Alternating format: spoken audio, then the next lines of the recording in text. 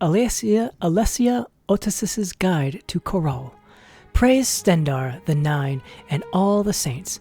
My name is Alessia Otis, and I'd like to tell you all about the town of Chorrol. Castle Chorrol. Chorrol is the county seat of County Chorrol, and is ruled by Countess Ariana Volga, a very proper woman and mother of the beautiful and virtuous Alessia Caro, Countess of Leowin. Countess Ariana is a devout and righteous follower of Akatosh, and sets a fine example for her people by her devotions in the chapel of Stendar.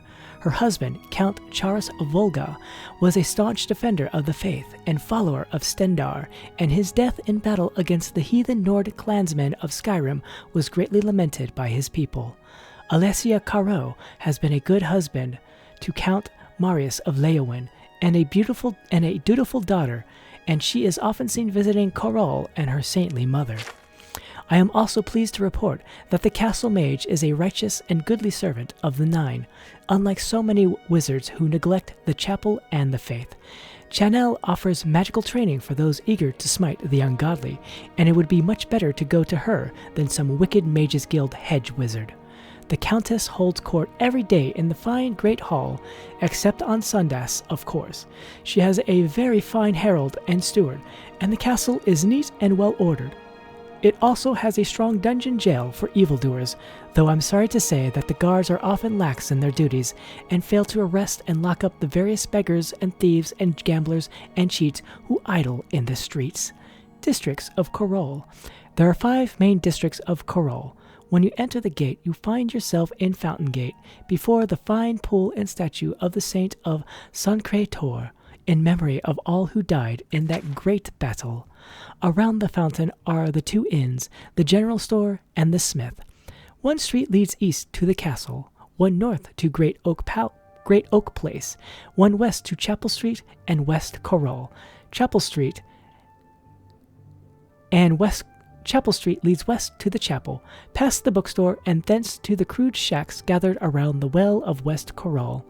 Around Great Oak Place are the Mages Guild and Fighters Guild, and many fine houses. The Chapel of Stendar.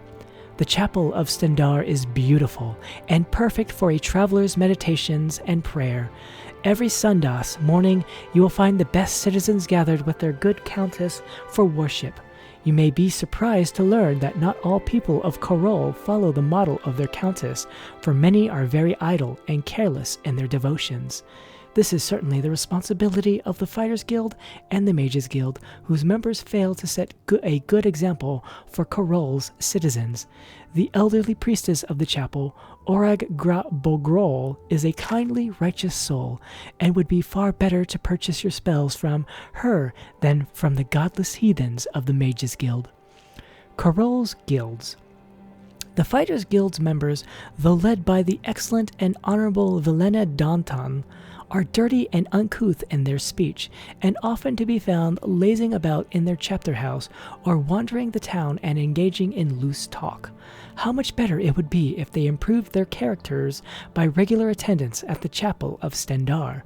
Their excellent smith is an exception, being often seen at her devotions at the chapel. The members of the Chorrol Mages Guild are, for the most part, shiftless scholars and students who spend their time reading, quarreling, and brewing foul concoctions. They are well-spoken and well-educated, but what good is such learning if they fail to improve their souls by penitence and prayer? You may purchase spells and potions from these persons, but it will only encourage them in their irrelevant amusements and wicked idleness. Goods and services. The proprietor of Northern Goods and Trade, Cid Nias, is an Argonian, but unlike so many of her countrymen, she is clever, honest, and well-spoken. Isn't that remarkable? She is so accomplished that she offers training in the mercantile arts, but you will not purchase goods from her cheaply. I am told by those who know that the smith of fire and steel, Risheda the Redguard, is a very fine craftsman, who offers training in her craft, and she is always to be found at Sundas chapel worship, but she is fresh and disrespectful, and her manners and dress leave something to be desired. Renaud's book, Books is fairly clean and has a wide selection of books. But would you believe that I found not a single copy of 10 Commands of the Nine Divines, nor have I ever seen the proprietress in the chapel of Stendar. There are only 2 places where you may purchase food and lodging.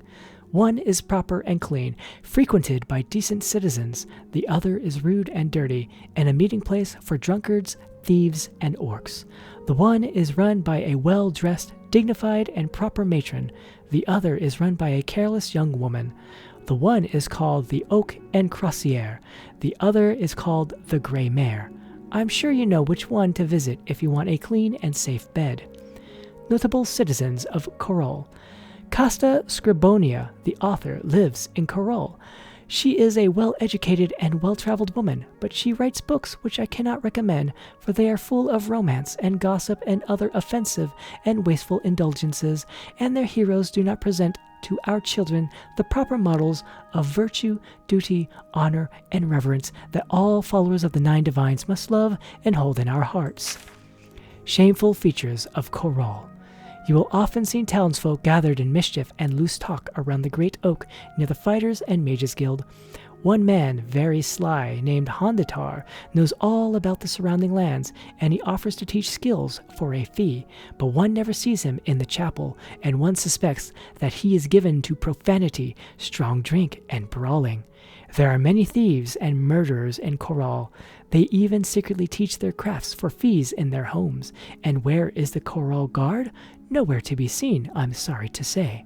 The beggars in Chorrol are dirty, but they are free of disease, cheerful, and polite. You may give a coin to one to ease your soul, but it does little to improve a beggar, for it will soon be squandered on gambling, strong spirits, and other mischief. 9 gods and 9 blessings.